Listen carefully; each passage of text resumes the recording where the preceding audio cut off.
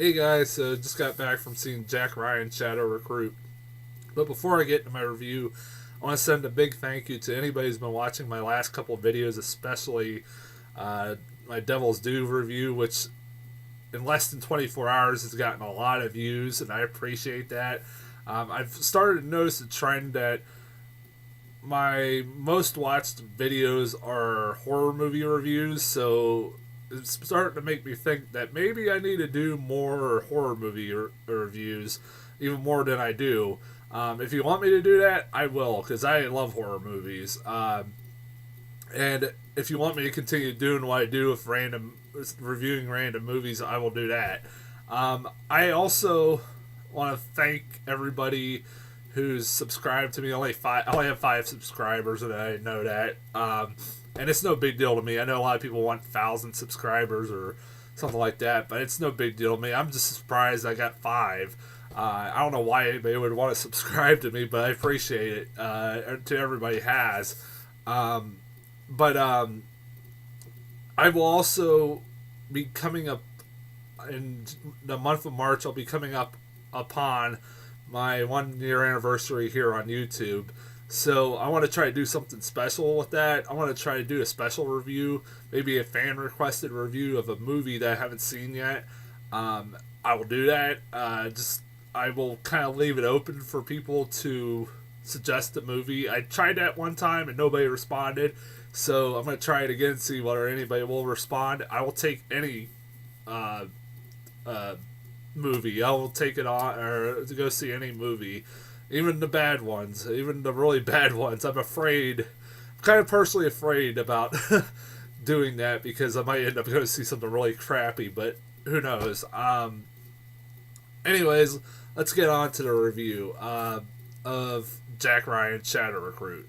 Jack Ryan Shadow Recruit was a movie that I've been getting a trailer for a couple months now. Weirdly enough, I got the trailer for this movie the day after Tom Clancy died, and I think it was only released the day after Tom Clancy died, which is really weird. I still find that really weird.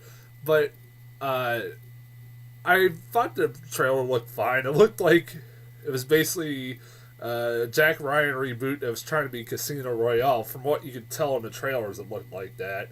Um, and they were trying to do with Jack Ryan what they did with James Bond, obviously, which I was fine with. I liked Chris Pine. I liked everybody that was involved in the movie, and also it was being directed by Kenneth Branagh, who is a guy that made a career of making just Shakespeare kind of movies, but then ventured off and do action movies before, and he did a pretty good job with that. So I was kind of interested in what he would do with this. And it didn't look bad, and the reviews have been pretty good for it, and they've been decent. And you know what? It was a pretty good flick. There was nothing really bad about it.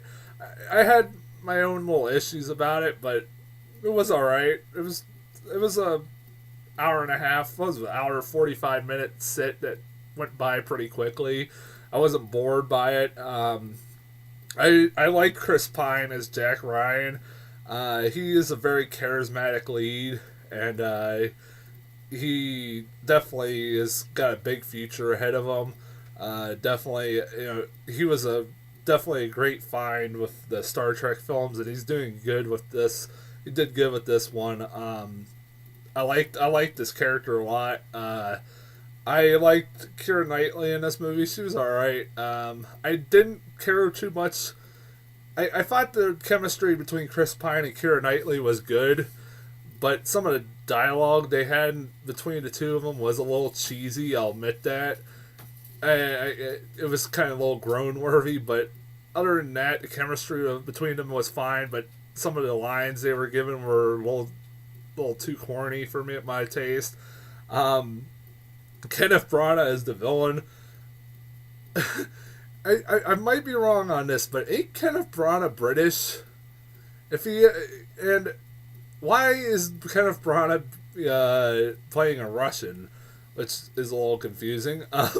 Yeah, Kenneth Branagh basically plays a Russian, and he does a good job in this role as the villain, but his Russian accent is a little over the top. Let's not sugarcoat it with that. It is a little over the top. It's not. I will say this: it's not as bad as Sean Connery's in The Hunt for Red October. You ever? Yeah, that was really bad. I mean, he didn't really. Sean Connery didn't even really try to hide his Scottish accent. At least Kenneth Branagh is trying to come up with a Russian accent in this movie. Sean Connery didn't even fucking try. Before I forgot, I haven't even really watched too many of the Jack Ryan movies. I have seen bits of like Hunt for Red October and what was it? I've seen Clear and Present Danger, and I've seen The Summer of All Fears, which was the last one that was made. Barely remember them, but I remember them being pretty good. So going in, I kind of didn't know much, or didn't remember much about the character. And it doesn't matter if you do or not, because this is a complete reboot. I kind of like that.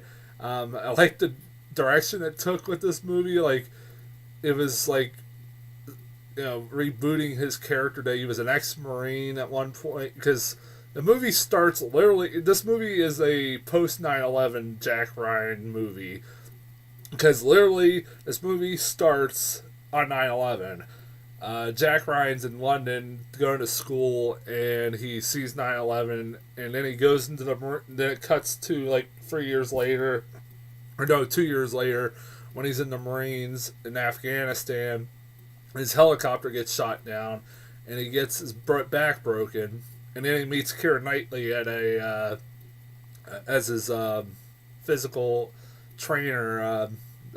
What the hell? Yeah, that's what I'm trying to think of the word there. I know, but yeah, it's like his trainer. She's his trainer, and that's how they meet. And Kevin Costner meets him there too, where he decides to recruit him for what he says is the CIA, but and he basically recruits him for like a kind of like a what he's being told is a desk job. But he ends up going into the field in the end.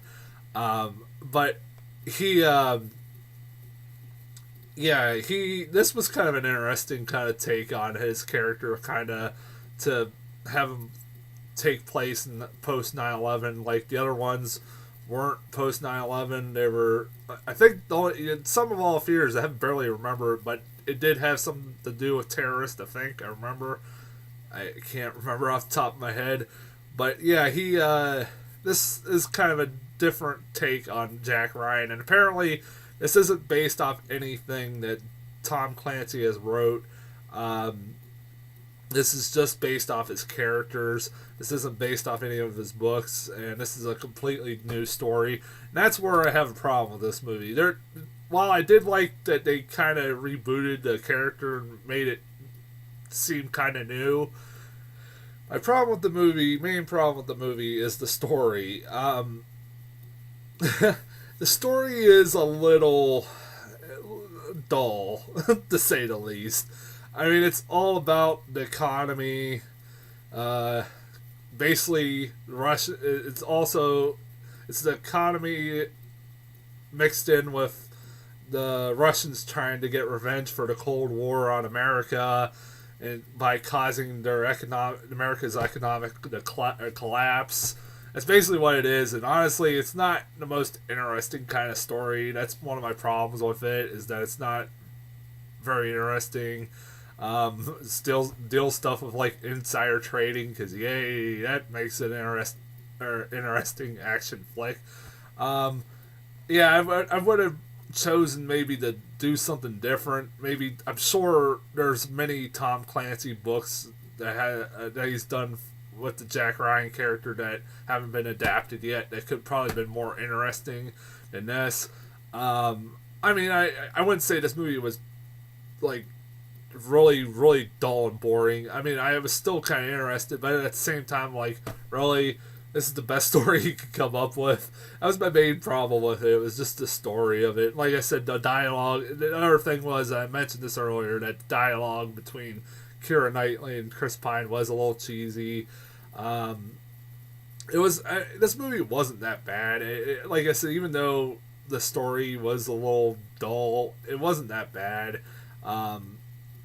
And it is kind of topical somewhat.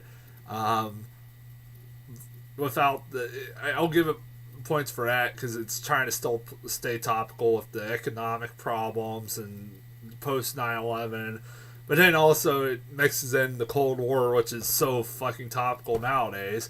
Apparently, yeah, like I said, I liked it. It was fine. I would say, yeah, you can go see it. Maybe at a cheap fee. I would say this is definitely the best film I've seen this weekend. I'd probably say go see it over the other two. Definitely. This movie isn't that bad. As far as like previews I got, I didn't get really any new ones except one, which is the trailer for Labor Day. This is the first time I've seen it, and I saw commercials here and there on TV for it, and I didn't really know what the fuck this movie was about. I didn't know that it was being directed by Jason Reitman. This movie looks weird.